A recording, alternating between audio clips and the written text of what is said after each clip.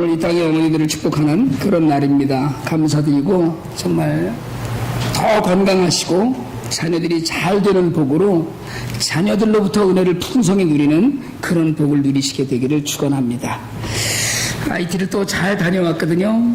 1년에 4차례씩 다니다 보니까 사실은 이제 뭐 별로 새로울 것도 없고 특별할 것도 없습니다. 사실은.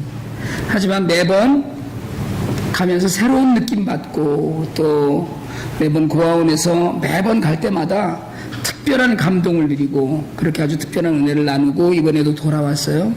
특별히 이번에는 서울의 그 밝은빛 교회라고 개척교회거든요. 지금 개척한 지 이제 2년 지나서 3년 차 되는 교회인데 그 담임 목사님이 여자분이시고 남편분이 장로님이셔요. 그러니까 어떻게 잘못 얘기하면 남편이 부인의 백으로 장로가 된 거 아닌가 이럴 수도 있지만 정말 신실하신 분들인데 같이 동행해 주셨어요. 재작년부터 저희 사역에 관심을 갖고 후원을 해 주셨는데 이번에 한국이 무슨 노동절서부터 시작을 해갖고 4월 초파일하고 어린이날 뭐 이렇게 휴일이었답니다. 그래서 그 휴일을 끼고 사업을 하시는 분인데 그런데 직접 가서 현장을 또 보고 싶으셔서 우리 고아들하고 동네에 그 배단이 마을에 집 지어주는 곳을 돌아볼 수 있었어요.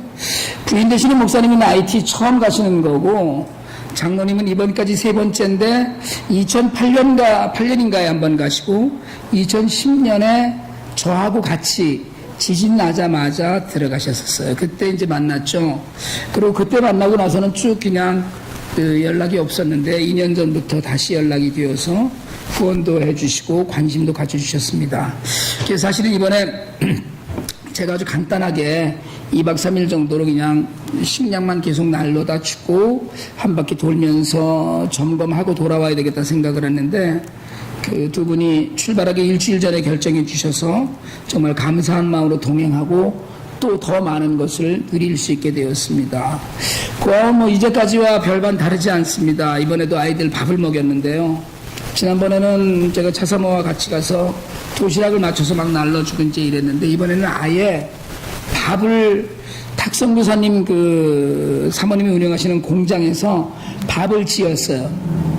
밥을 이렇게 우리는 밥에 물을 맞춰서 밥을 하잖아요.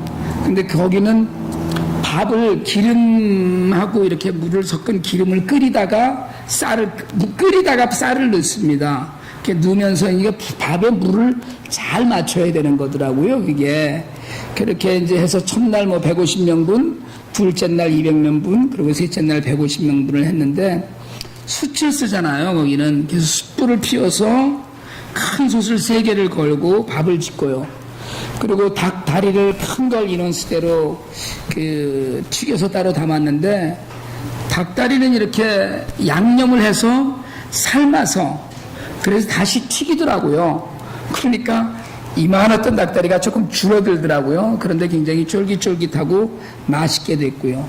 그리고 소스는 사실은 주로 그렇게 기름으로 찐 밥에다가 기름으로 한 밥에다가 물일 대신에 기름으로 한 밥에다가 우리 팥죽 같은 소스를 많이 붓거든요. 그런데 소스를 아예 고기 소스로 해서 아주 잘 만들어서 풍성하게 나눴습니다. 이번에는 제가 저녁 시간에 혼자 지내는 시간이 좀 어렵게 돼서 이메일을 제 시간에 못 보내드렸었는데 대강이나마 정리된 이메일과 사진을 좀 보내드리려고 해요. 그러니까 피로고 집사님이 안 가니까 되는 일이 뭐 없더라고요. 사진이나 이런 쪽은. 그러니까 이제 이런 일들 우리가 좀 빨리빨리 알리고 하는 일들이 돼야 되겠다 이런 생각을 했고요. 각 고아원마다 뭐 이렇게 우리 큰 두부통 큰 거 있죠? 하얀 거 혹시 아시나 모르겠는데 그런 걸로 가득가득 뜨거운 밥을 담고요. 닭다리 그 큰 두부통 하나가 100명분이 들어간답니다. 근데 가서 나눠봤더니 50명, 70명 이 정도밖에 못 먹겠더라고요. 그렇게 아이들이 많이 먹어요. 그래서 그걸 이렇게 담고 닭다리는 비닐을 봉투에다 10개씩 이렇게 담아서 세기 쉽게 하고 그 소스를 이제 한 통 갖고 가고요. 그래서 첫날은 제 딸아이 위슬링 고아오는 식사 시간이 맞지 않아서 저희가 가져간 밥을 아예 거기 솥에다가 다 쏟아주고 다 나눠주고 이제 그렇게 왔고요. 그리고 두 번째 고아오는 아주 어린 아기들 있는 곳인데 거기서 그냥 밥을 주었어요. 이제 첫날은 세 번째 고아원에 가서 밥을 먹였는데 점심을 이제 원장들은 우리 묻죠. 애들 점심 먹었느냐? 그러면 점심 먹었다고 해요. 근데는 제가 고아원 가면 애들은 한번 만져봐도 꼭 가보는 데가 있거든요. 부엌길 제가 가보거든요. 근데 어쨌든 제가 세 번째 고아원에 갔더니 밥 먹은 흔적이 너무 없는 거예요. 전혀. 그래서 아이들 이제 밥을 그 자리에서 먹였어요. 도시락이 아니니까 저희가 가져간 우리 친구 할 때 쓰는 그 일회용 접시 에다 가득 이제 밥을 담고 소스 뿌려주고 닭다리를 얹어서 줬어요. 그런데다가 차사모의 간곡한 부탁으로 무리해서 케찹을 많이 사갖고 애들 케찹을 많이 뿌려줬어요. 그럼 애들은 케찹만 먼저 먹더라고요. 케찹만 막 빨아먹고 점심 먹었다는 애들이 그 밥을 다 개눈 감치듯이 먹고요. 그리고 더 먹었어요. 좌우간. 어쨌든 많이 먹는데 이번에도 뿌듯하면서 참 슬프기도 하더라고요. 근데 사실은 IT 아이들은요, 먹을 수만 있다면 토할 때까지 먹습니다. 계속 먹는 거예요. 먹을 것이 있기만 하면, 왜냐하면 그게 기회이기 때문에 일단 먹을 것이 있다면 끝까지 먹는 거예요. 언제 다시 먹을지 모르니까. 두 번 퍼준 아이도 있고. 아무튼 제가 보니까 도시락을 맞춰서 해간 것보다 훨씬 맛있게 잘 됐어요. 그래서 9개 고아원을 다 돌리고 먹이고 그렇게 왔습니다. 그리고 특별히 저희가 후원하는 배다니 마을, 지금 마을 안에 14채 이상의 집을 저희가 지었거든요. 그건 순수히 저희가 지어서 그 마을이 이루어가는데 동네가 확 바뀌었죠. 이게 뭐 완전히 천막천을 이 시멘으로 딱 해서 제대로 된 집을 지어서 정말 지난번에 갔을 때 이 사람들의 삶이 달라지는구나. 주거 환경이 바뀌니까 사람들의 의욕이나 몸가짐이나 생각하는 게 바뀌더라고요. 완전히 바뀝니다. 그래서 뭐 지난번에도 그랬고 늘 그랬지만 가면 집집마다 들여다보거든요. 다 안에도 들여다보고 어떻게 사나도 보고 그러는데 이번에는 세 집쯤 보고 그냥 얼른 탁승교사님이 옆에 있는 캐나다 교회에서 운영하는 학교에 좀 들리고 영생교회에서 하는 학교에 들리자고 하셔서 그냥 획하고 왔어요. 왜 그랬나 그랬더니 갔더니 뭐 아이들이 이제 공부하는 시간에서 동네 아이들은 없고요. 동네 깡패들만 있는 거예요. 근데 이제 저희가 갈 때마다 현지 깡패 두목을 개동하고 뭐 이러고 다니는데 이번에도 저희 이제 외국인이죠. 외국인은 탁성교사님 포함해서 네 사람이고 우리가 또 현지인들 4사람을 같이 동행해서 갔는데 동네 깡패들이 모여서 운전사를 아마 협박했는 모양이에요. 그래서 1,000불드인데 우리 여기 돈으로 한 22, 3불 정도 되는 돈을 뺏겼습니다. 일종의 통행세인 셈이죠. 이제까지는 그런 일이 없었는데 점점 더 험해지는 것 같다. 불량배들이 동네를 지키면서 그런 일들을 해요. 사실은 저는 자주 들려서 그런지 뭐 현지인들이 막 와서 막 떠들고 뭐 이래도 우리가 무시하고 그냥 지나가니까 그런 큰 위협을 느끼지 못했는데 돌아와서 생각하니까 좀 기분이 찝찝하더라고요. 나중에 탁성교사님이 그러시더라고요. 저희 일행만 그 배다니 마을에 꼭 들리도록 했지 지난 3년 동안 사실은 아무도 그 마을에 안 데리고 들어가셨답니다. 이게 이렇게 좋지 않으니까 환경이요. 근데 우리는 거기다 직접 집을 지은 단체이기 때문에 확인도 해야 되고 그러니까 어쨌든 자주 들여다 봤는데 이번 8월 달에 아이들 데리고 갈 때는 이게 가야 될까를 잘 판단해야 되겠다 이런 생각을 했습니다. 배다니 마을에 이제 갔다가 온 다음 날 아침에 저희가 집을 지어준 그 가구 중에 14명이 각 가구에서 이제 대표로 14명이 한 사람씩 공장에 아침에 일찍 왔어요. 왜 왔냐면 쌀하고 콩하고 기름을 좀 나눠주려고 부른 거예요, 탁성교사님이. 각 가정을 대표해서 이제 현지인들을 불렀는데 저희가 쌀을 싣고 들어가면 안 되니까 위험합니다, 사실은. 그런 걸 갖고 들어가면, 그러니까 이제 현지인들이 직접 와서 가져가게 한 거죠. 아마도 뭐 이분들이 뭐 걸어서 뭐 한 1시간 반 걸리는 거니까 걸어서 왔거나 아침에 이제 그랬을 텐데, 어쨌든 여자분들만 14명이 아침에 왔더라고요. 그래서 다들 멀리 왔다고 나름대로는 깨끗한 옷을 입고, 아마 제가 보니까 교회 갈 때 입는 옷 입고 오신 것 아닌가 싶을 정도로 그렇게 깨끗하게 하고 오셨어요. 그래서 제가 잠깐 인사하고 그리고 기도하고, 그분들 중에 제일 오래된 집의 여자 성도 되시는 분이 정말 길고 힘있게 아주 기도를 또 한번 하셨어요. 그리고 특별히 정은호가 집을 지어준 언더스란의 엄마가 다음 달에 애를 낳는다고 그러면서 잔뜩 부른 배를 안고 왔어요. 이제 그 전날도 가서 만났는데, 기도하고 서로 감사하고, 이제 공장 안에 있는 창고에서 쌀 한 포대가 55파운드입니다. 25kg니까. 혹시 55파운드짜리 쌀 얼마나인지 아세요? 경김이 우리가 흔히 먹는 게 40파운드거든요. 그러니까 그거보다 훨씬 큰 거예요. 55파운드짜리 쌀하고 콩 한 자루, 그리고 기름 한 통, 기름제 보니까 한 갤런쯤 되는 건데, 근데 그거를 아주머니들이 다 거뜬하게 들더라고요. 머리에다 55파운드를 탁 얹고, 그렇게 그냥 뭐, 그렇게 창고에서 나가셔요. 저게 생존이다 싶었죠. 제가 창고에서 나오는데, 같이 가신 서울에서 가신 장로님이 빨리 와서 보라고 재촉을 하셔요. 가보니까, 창고에서 이제 나와서 그걸 갖고 나가서 공장 마당에 이제 트럭을 태워서 보내기로 했는데, 그걸 들고 가는 분들도 있답니다. 1시간, 2시간씩 걸어서. 그런데, 그게 뭐, 얼마나 신나는 일인데요, 지금. 그게 힘이 나는 거죠.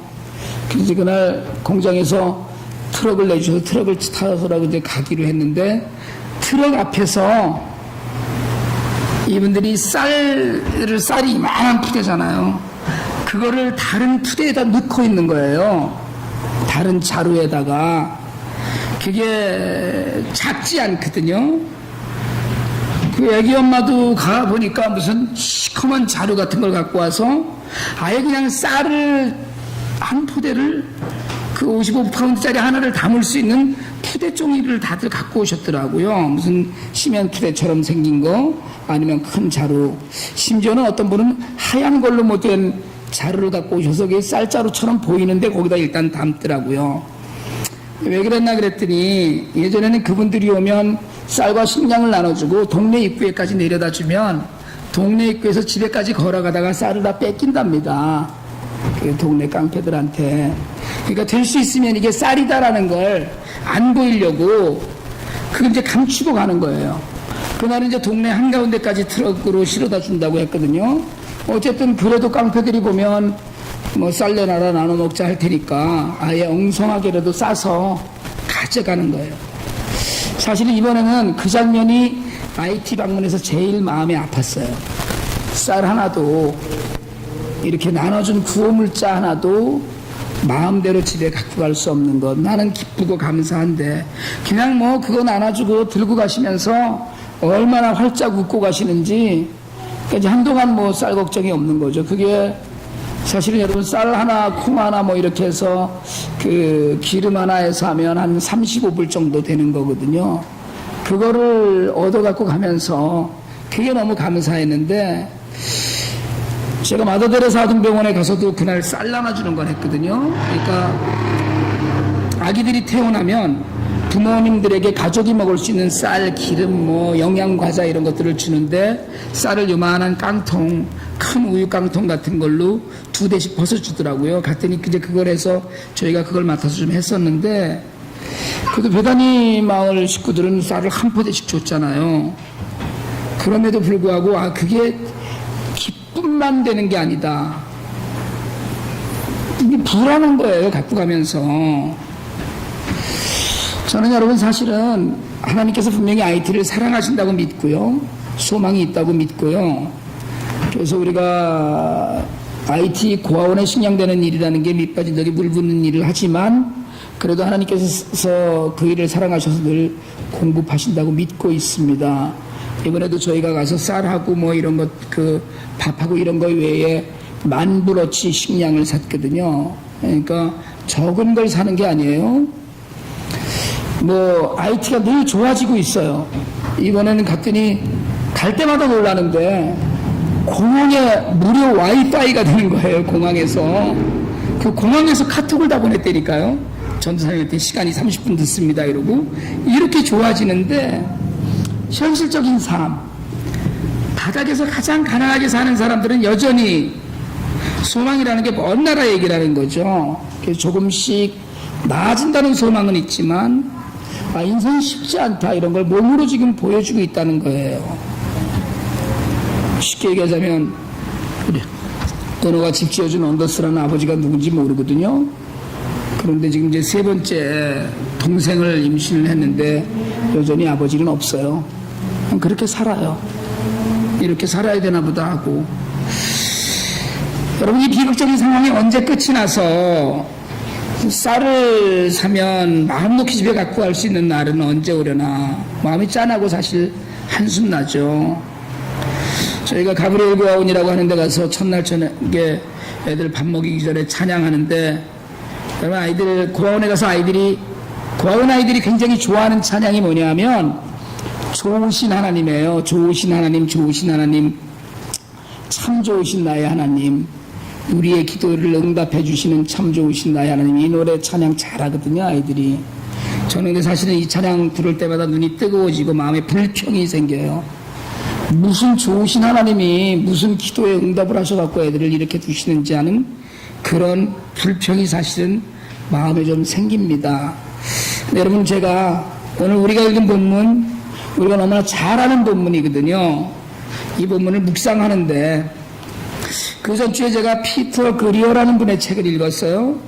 거기서 이 본문의 한 챕터의 제목으로 새벽 3시에 친구들이라는 내용의 글을 쓰셨더라고요.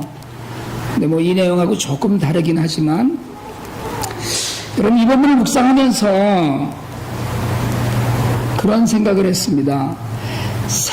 인생이 새벽 3시인 사람들이 세상에 너무나 많다는 거예요. 오늘 우리가 읽은 본문 48절에 보면 제자들이 힘겹게 노젓는 것을 주님이 보셨는데 그 시간이 밤 4경쯤이라고 그랬어요. 근데 이게 바로 새벽 3시라는 거거든요. 유대인들은 밤을 4등분을 합니다. 그러니까 저녁 6시부터 아침 6시까지를 4등분을 하는데 밤 4경이 새벽 3시부터 6시까지예요.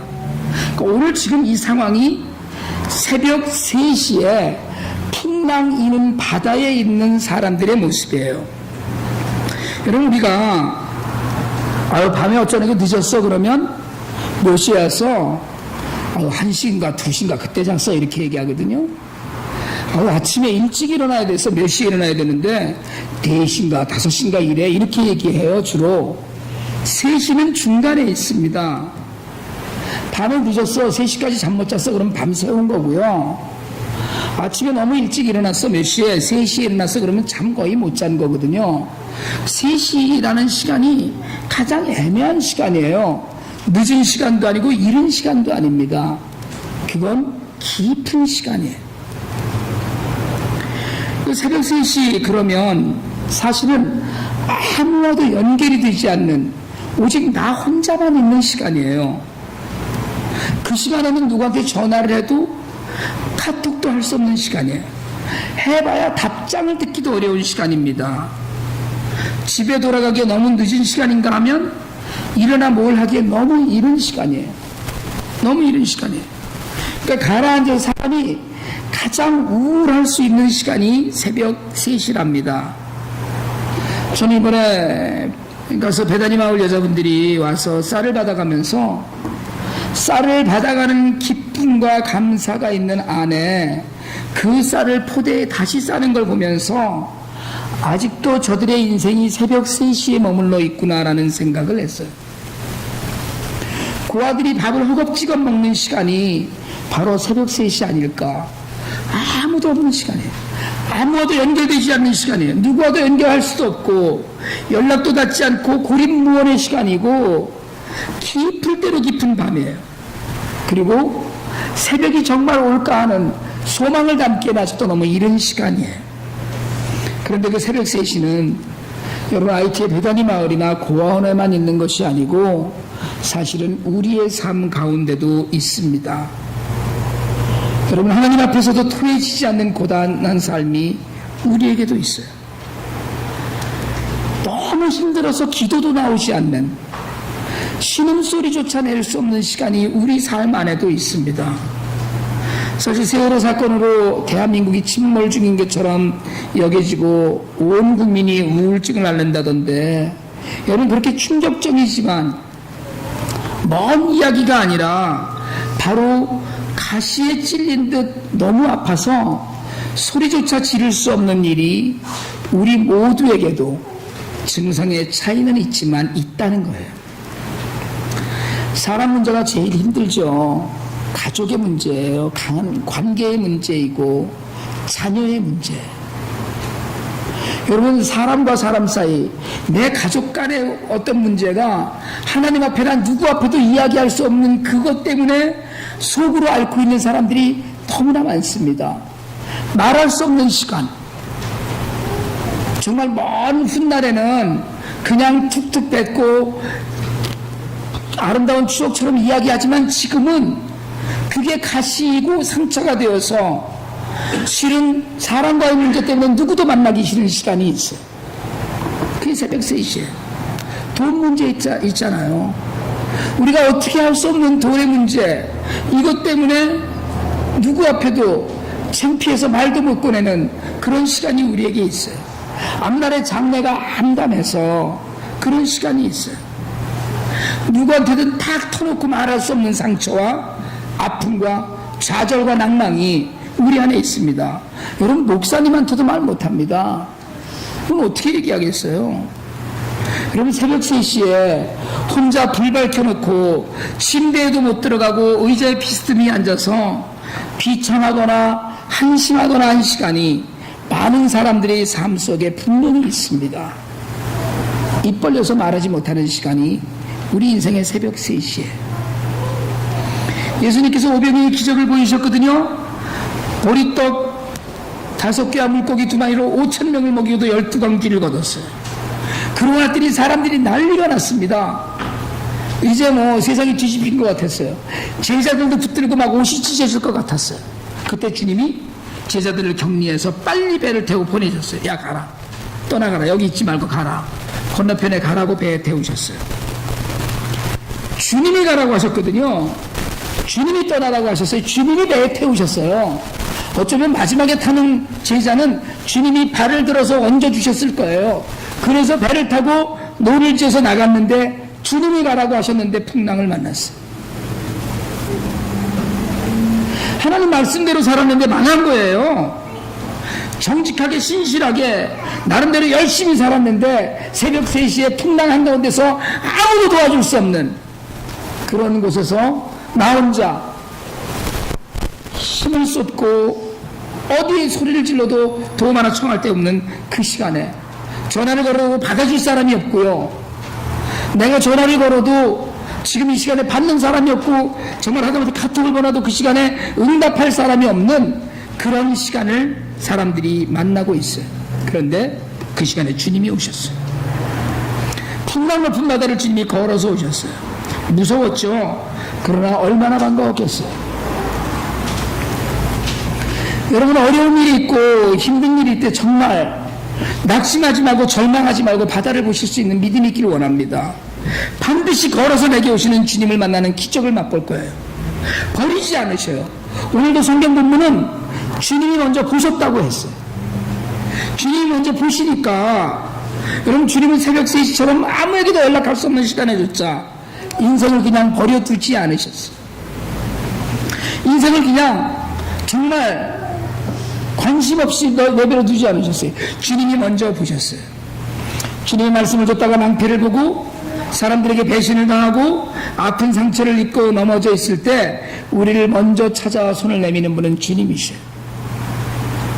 쌀을 얻은 희망도 잠시 동네에서 깡패들에게 다시 뺏겨서 다시 낙심하고 좌절하는 숱한 시간을 지나 또다시 쌀 한 포대에 콩 한 자루 기름 한 통 받아들고 환한 미소를 짓는 IT 주민들을 보면서 저들의 인생에 찾아와서 손 내미시는 주님을 봤어요. 반드시 다시 오셔서 저들을 완전한 평안 가운데 두실 주님이 분명히 계시다는 믿음을 제가 받습니다. 여러분, 어려울 때 간절히 기도하고 부르짖어 기도하세요. 살만한 때 영적인 깨달음을 유지하려고 애쓰셔야 됩니다. 이제는 뭐 살만하니까. 그러면 살만하면 잊어버려요. 주님을 잊어버려요. 새벽 3시를 지나고 나면 분주해지고 바빠지기 시작을 해요. 전화도 해야 되고 카톡도 보내야 되고 일도 해야 되고 밥도 해야 되고 청소도 해야 되고 주님을 만날 시간이 없어져요. 어쩌면 새벽 3시는 영적인 우리에게 도움의 시간, 은혜의 시간, 가장 큰 자비의 시간일 거예요.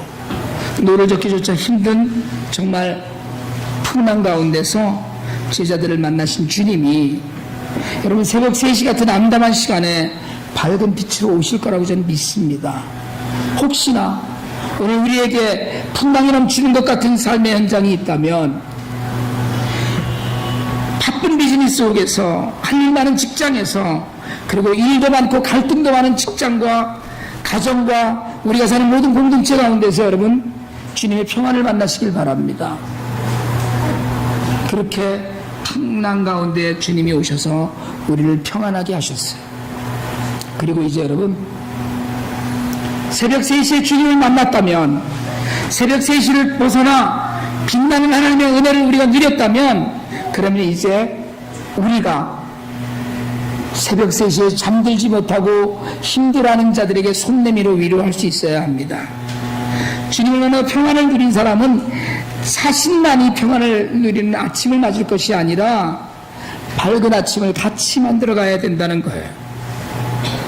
오늘 어머니 주일이거든요. 하나님께서 사람들에게 위로와 평안과 능력을 주기 위해서 하나님 대신에 맡긴 사람이 어머니라고 해요. 이 세상에 혹시 어머니가 일찍 돌아가신 분이 계실지 모르지만 이 세상에 고아로 살아온 사람들이 있을지는 모르지만 어머니가 없는 사람은 없어요. 사람은 누구에게나 어머니가 있습니다. 그 어머니를 통한 생명과 희생과 헌신으로 오늘 우리가 여기에 있어요. 어머니의 은혜를 아무리 이야기해도 그 은혜와 사랑을 되돌릴 수 없습니다. 여러분, 사랑은 내리사랑이라고 그래요. 우리가 아무리 효도를 한다고 해도 어머니가 우리를 이제까지 우리에게 생명을 주고 인도하셨던 그 사랑하고 비교할 수 없어요.